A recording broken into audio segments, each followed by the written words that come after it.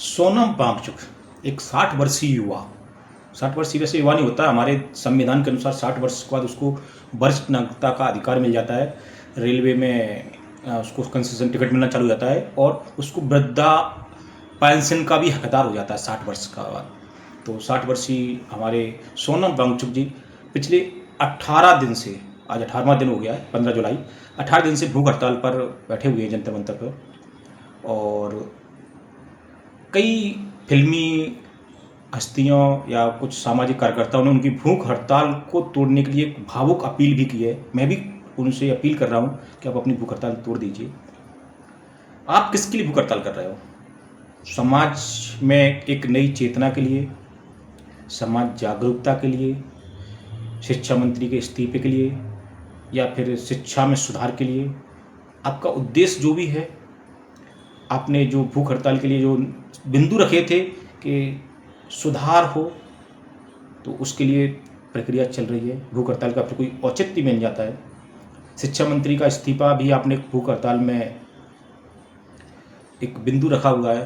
तो किसी के इस्तीफे के लिए कोई भूख हड़ताल करे, ये कहीं न्याय का प्रतीक नहीं है। मैं आपके लिए भूख हड़ताल करूँ कि सोनम वांगचुक को जेल में डालिए, क्योंकि गलती तो आपने भी की थी। अपने वे जो विकास कार्यों में बाधा बने थे, जो चीन बॉर्डर पे जो रोडें बन रही थी, जो वो न था, उसके लिए आपने एक एनजीओ के द्वारा इस हिसाब से विकास में बाधा बन करके एक आंदोलन चलाया था। एक आपने मूवमेंट चलाया जिसमें कई युवाओं की जान भी गई थी। हम अगर आपके लिए भूख हड़ताल बैठ जाए कि सोनम वांगचुक को जेल में डालिए, तो ये कोई न्याय वाली बात नहीं है। तो ये गलतियाँ आपसे भी हुई हैं, आपने तो बड़ी गलती की थी, इसमें कई युवाओं की जान भी गई थी।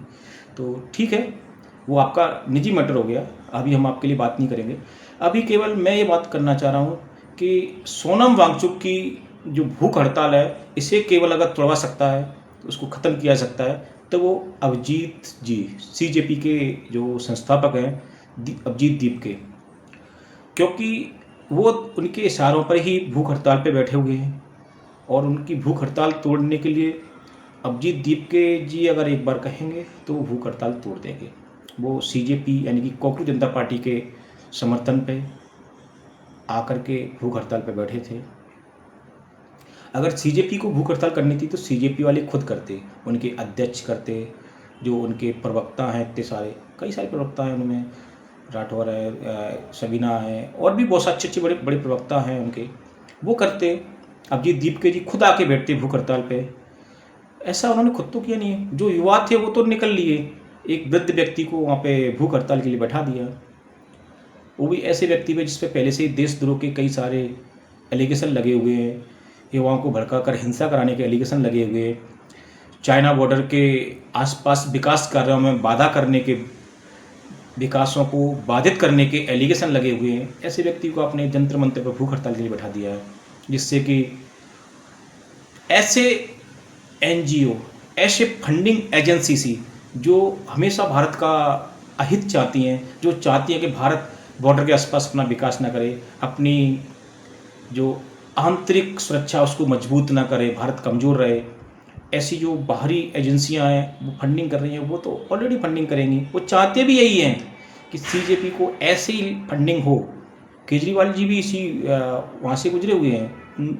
लोगों ने देखा है केजरीवाल जी ने किस प्रकार से फंडिंग कराई थी अपनी, जो भारत विरोधी शक्तियाँ थी ना, जो एंटी नेशनल जो पावर्स थी, भारत को तोड़ने वाली जितनी भी विदेशी शक्तियाँ हैं, जो चाहती हैं भारत कमज़ोर रहे, भारत बड़ी अर्थव्यवस्था ना बने, भारत में आंतरिक समस्या होती रहे, उन्होंने किस प्रकार से केजरीवाल को फंडिंग की थी, ये अभिजीत जी ने देखा, इसको समझा, इस प्रोसेस को, और उसी प्रोसेस को अभिजीत जी फॉलो कर रहे हैं। वो भी चाहते हैं कि ऐसा व्यक्ति भूख हड़ताल पे बैठे जिसके ऊपर एंटी नेशंस के एलिगेशन हो, जो एंटी नेशन एक्टिविटी में सम्मिलित हो, जिसने भारत के आंतरिक विकास के विरोध में धरना प्रदर्शन किया हो।